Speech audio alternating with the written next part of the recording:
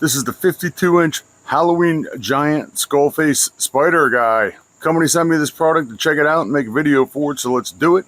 It came in a smaller box than expected, and you can see me unboxing it and putting it together over here. But you can fold this thing up when you're done and store it away for next year.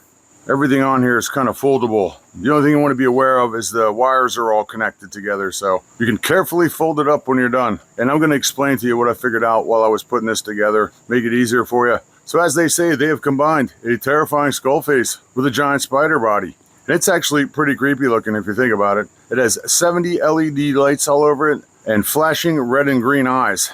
Kind of creepy hair and whatever this stuff is too. You can set that up however you want. We got some fangs down here. So everything's a metal frame. The legs are metal, the body's metal, the skull face is wrapped in metal, but this is plastic, just so you know. And it's constructed with some kind of black flannel. There's a fluffy textured stuff here on the legs and on the body. And these legs are bendable and posable. I'm gonna be careful with the wire, you don't wanna get too crazy, but you can put them however you want. There's a floor stand that comes with this, and when you put it together, it just snaps into place. There's a push button detent here. It's really easy to do. And as bendable as these legs are, if you wanted to, you could probably wrap it around a fence rail or something like that. Just be cautious of the wire and the LED lights, obviously. All right, so inside the box, they gave us the instructions, some safety info, and they gave us this parts bag. Inside the parts bag, there are 4 wire ties, and there are 4 pins that go like this. When it arrived, there were 4 pins already on it to keep it together during transport. The pins are right here on the bottom.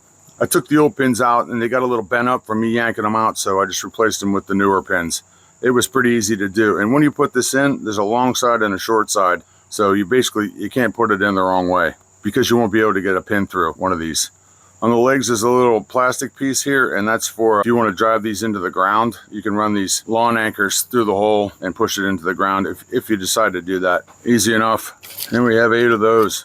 They say it's designed for both indoor and outdoor use. They also say that it has weather-resistant construction and that it will help to withstand outdoor Halloween conditions. I have not had this out in the rain yet. So far, that's my only concern. It does run off of household electric, so this is something to consider. I assume if you have a Halloween setup in your yard and you're using this outdoors, you've already had to deal with something like that before. There were a couple of different points with connectors on them. There's one underneath it here. I just made sure to tighten those up when I was building this. And just so you know, the cable on this is about 9 foot long. So there you go. Perfect for Halloween. Great for haunted houses, graveyard scenes, parties, yards, lawns, porches, hanging on the wall if you want, gardens, entryways, almost anything you can think of. Very nice.